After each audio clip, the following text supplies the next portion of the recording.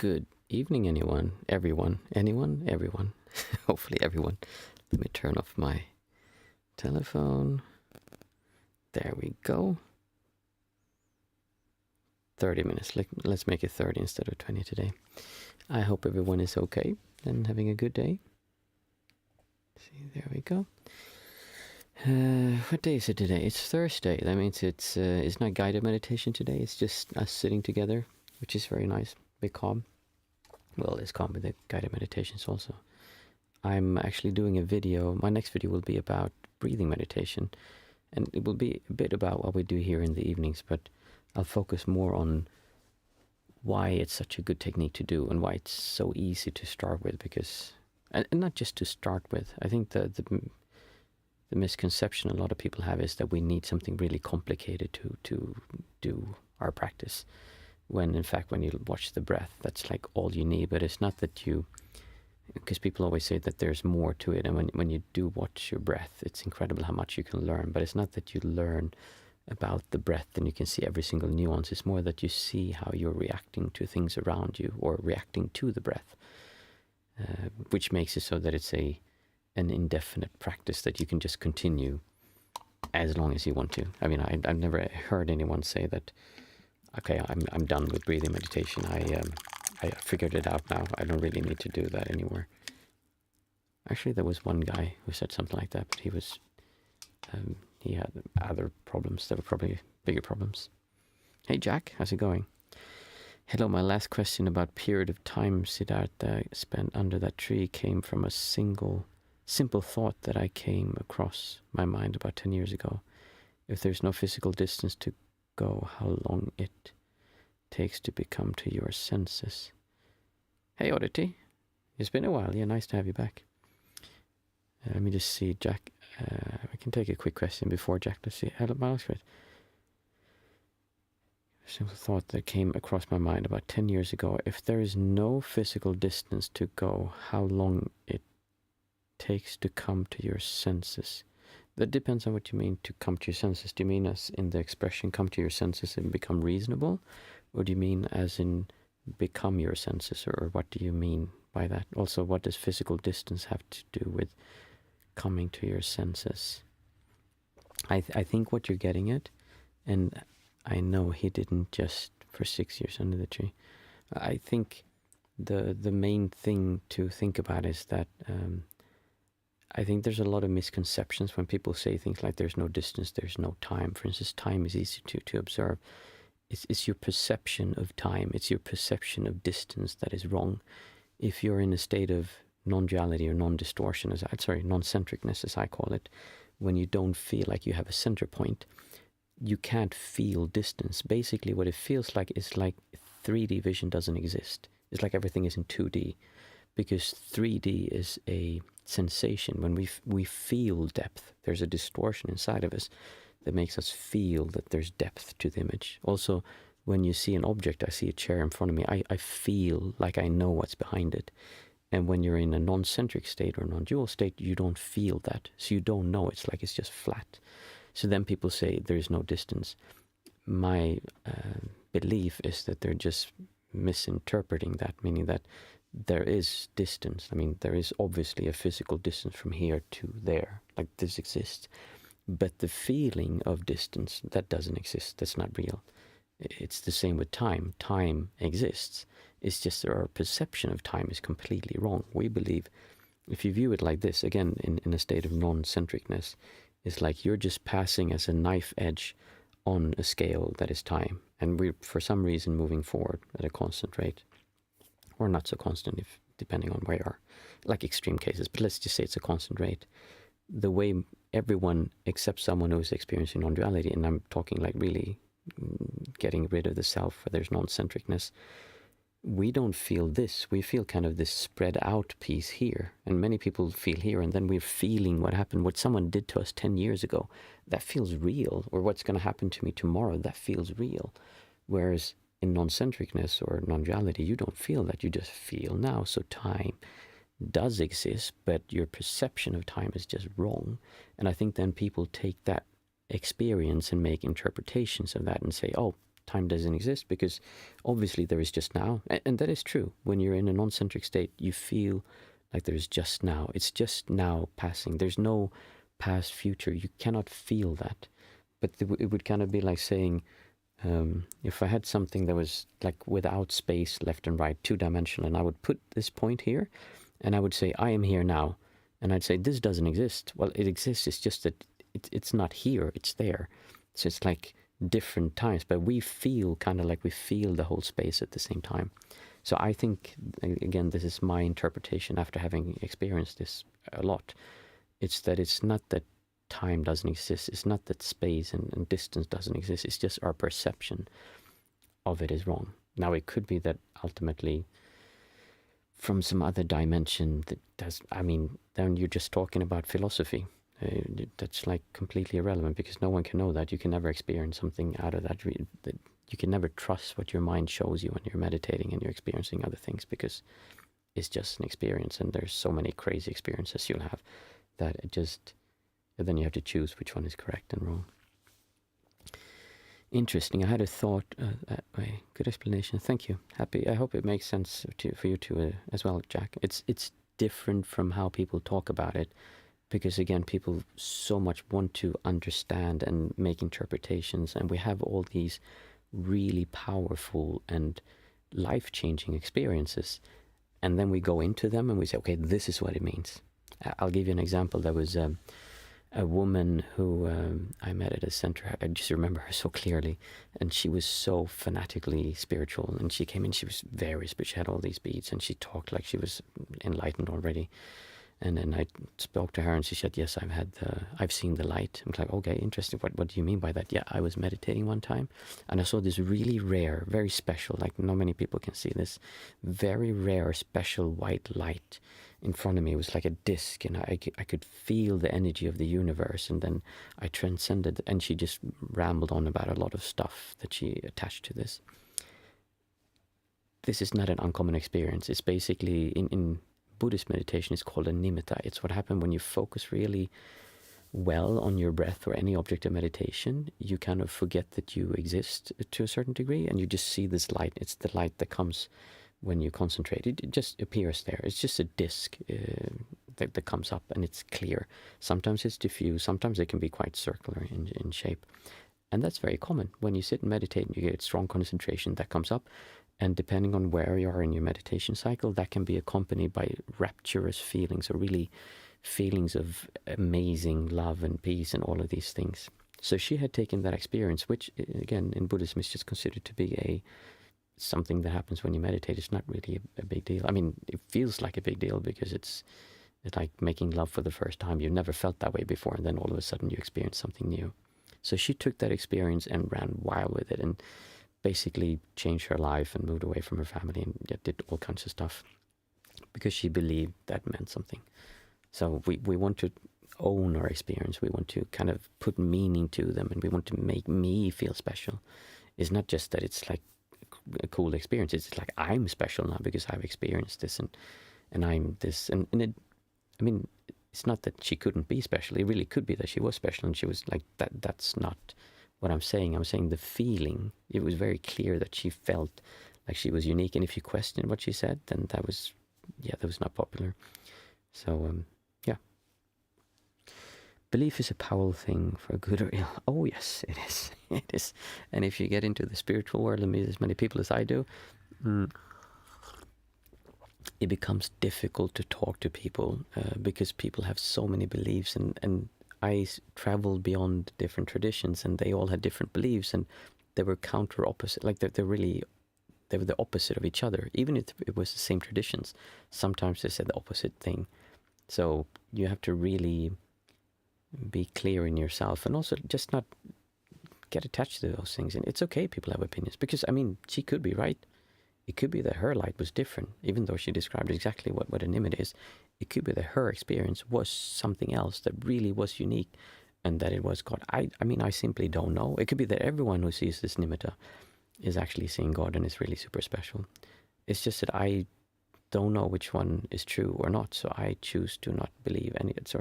I choose to not make any interpretations. I just say that I don't know what it is. And there is no reason to know. It doesn't change anything. It's just an experience.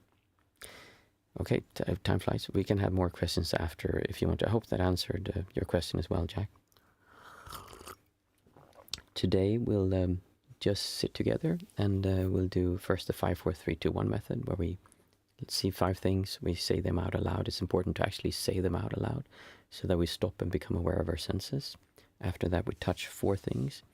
We hear 3 things, smell 2 things, and taste 1 thing. See, Mindful Mama is saying,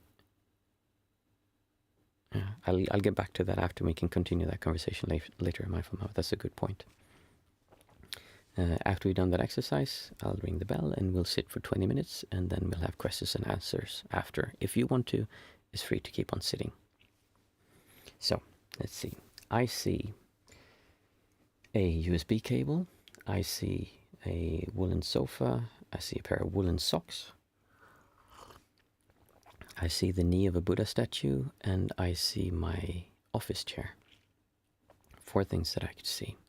Now, 5 things I could see. Now, 4 things I can feel. I can feel the warmth from this cup. I can feel the hairs in my nostril. I can feel this blanket, and I can feel the cold from this brass bell. I think it is brass. Then 3 things that I can hear. I can hear the rain raining on the roof of this office. And I can hear the fan of this computer that I'm going to turn down as well. And I can hear cars passing in the water because it's a wet road. Now, 2 things that I can smell.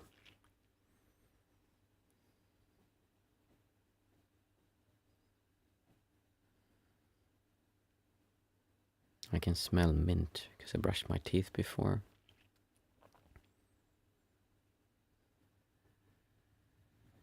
It's something that smells like a bun, like a cinnamon bun. Not sure what that is.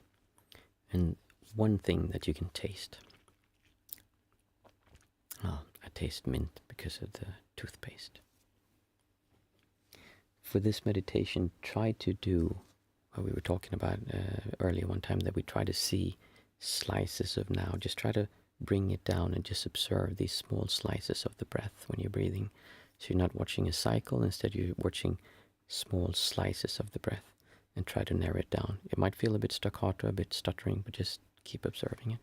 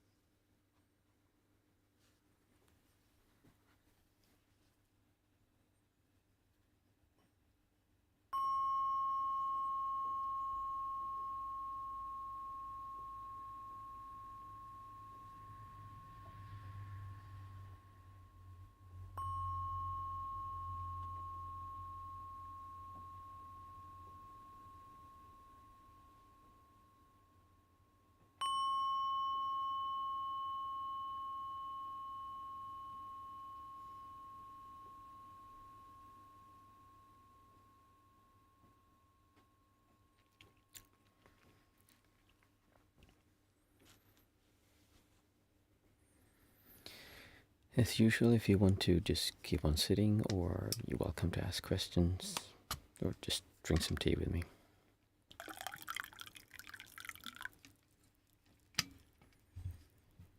So I can continue with Mindful Mama if she's still here.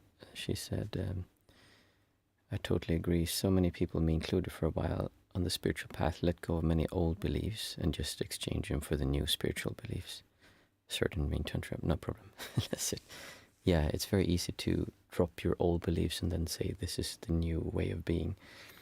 And it's kind of how I say that the distortion method, the biggest form of that, the easiest to see, is that you have reality as it is, and then you have your desires or your wants or your ideas of how the world should be. And many religions or spiritual beliefs will say just replace these and then you'll be happy. The problem is then you start fighting when the world doesn't agree with those beliefs, and then you have this distortion in between. So the answer, I mean, this really does help. It really does make life more enjoyable and can make the world a better place, but it's not the answer to getting rid of this distortion here in between. See, Jack is writing, you know, there's a guy here on YouTube who sat on the floor smiling without movement for a whole 4 hours a day since 2014. I always wondered if he achieved Siriate. Oh yeah, I saw that guy. Yeah, I don't know why that would make him achieve that, but I mean, that's nice. The thing to understand is that getting free from distortion, or what I call, what's what I call it, or being liberated, not actually having this distortion towards the world, not having a sense of self, is not a reward. It's not like you do something difficult and then you're like, oh, here you go, here's the reward. You were good enough, you get this reward, or you did this long enough. It more seems to be that there's a lot of obstacles in the way that make it difficult to feel good. So first of all, you need to take those away, the ideas that things have to be a certain way. But then after that, it's a choice. You need to choose to feel good. You need to choose to not have this distortion. And basically, I think a lot of it has to do with how we just want to be somewhere else. Like when you say something like that, we believe that, okay, so we need to sit for 10 years and smile for 4 hours, then we will get somewhere else. Instead of, wait a minute, we're just here now. Okay, so right now you can do this. And I'm not talking about the way that some traditions say, oh, there's nothing to do, you're already enlightened. Well, obviously there is, because otherwise you wouldn't have any distortion. There's an active choice to feeling good, to letting go of the sense of self, because the sense of self is the thing that's constantly wanting things to change. And when you can be okay with the world being the way it is, then you can kind of let go of this. There's more to it, but that's basically what it is. You're okay with the world being the way it is. And then when you're okay with it, then you go out and change it. But you don't change it from me. I need to change this. My beliefs say this. It has to be this way. Otherwise, I can't feel good. It's not from that space. It's just because it's what you believe is good. But it doesn't matter if it happens like that or not. You're still going to keep on doing it. It's not like you get discouraged when it doesn't occur that way. But I mean, that's awesome if you can sit and actually smile for 4 hours a day. I've seen him. I'm not sure if he still is live on YouTube, but he was pretty big for a while, and sat down and just sat for 4 hours smiling. I've done smiling meditation, and it just doesn't really work for me. I know some people who say that it brings them something good, but the problem is that it's It's again sitting like this for 4 hours. It's not really making you happy. You're just tensing your muscles, and sure, there are things released by that, but that doesn't really do anything for me. I know for some people it probably does help, but I just never saw the benefit of doing it like that. You can definitely feel better short periods of time by like just putting a smile on and being more, but overdoing anything is kind of usually not helping. Buddha is always in half smile. Yeah, that's which one is that? Is that the Zen that say that? But it's always in half smile. It's whenever I see text messages, I have the last part is cut off because there's a heart there. It's just always a little bit exciting to me, but I don't really know what it says in the end. So there's always a few words cut off. But I think the expression is something like that. Buddha is always in a half smile or something like that. I call it happy feet.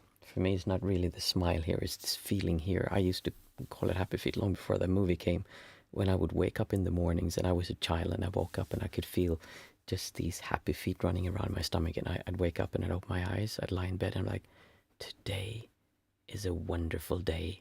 What am I going to do today? And I had my best friend. We lived in a block with lots of kids in the same block. It was like idyllic. And I would just say, okay, well, I'm going to run over to my best friend and I'm going to knock on his window and wake him up. And we're going to go to the beach, or we're going to go out and play in the playground, or if we were off, or wintertime if there was snow.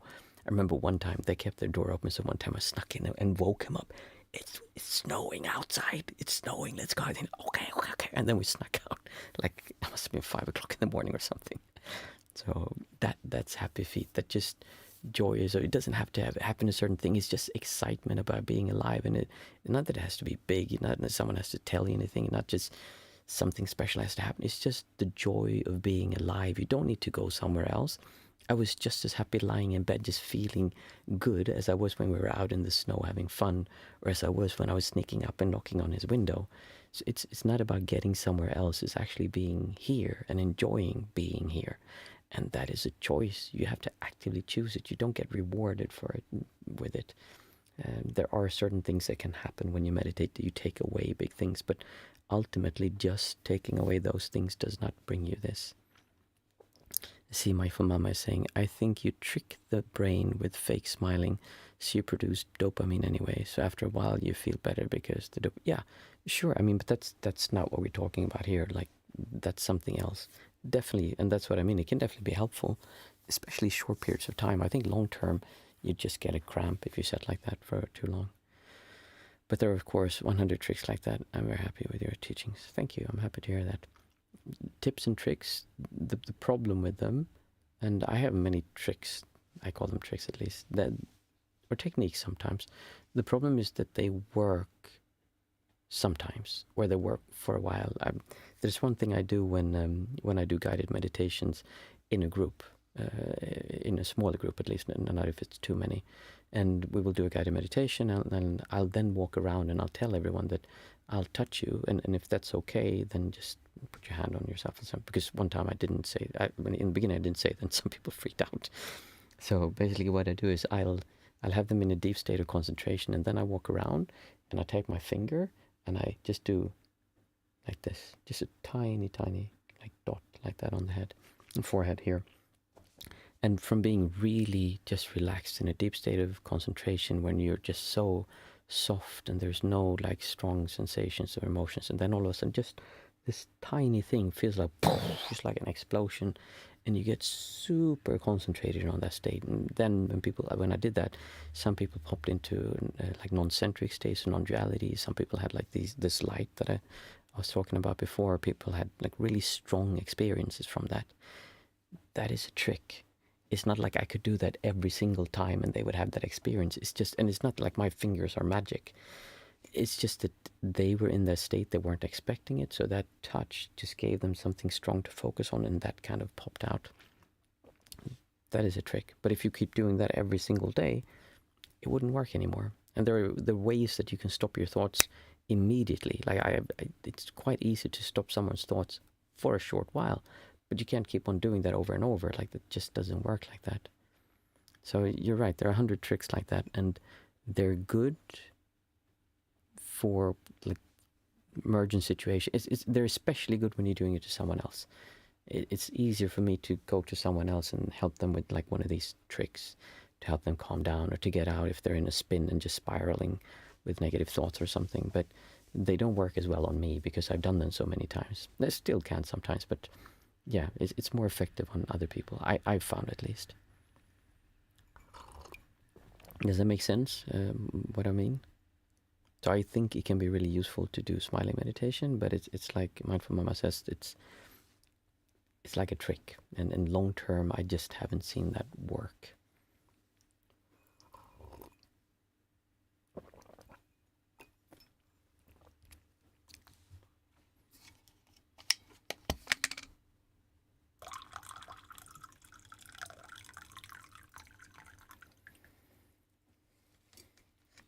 Smile helps with impulsive emotions that attack mind during sitting in one. I can't see what's after one place, I think. Yeah, I mean, there's nothing, I'm absolutely not saying there's anything wrong with smiling.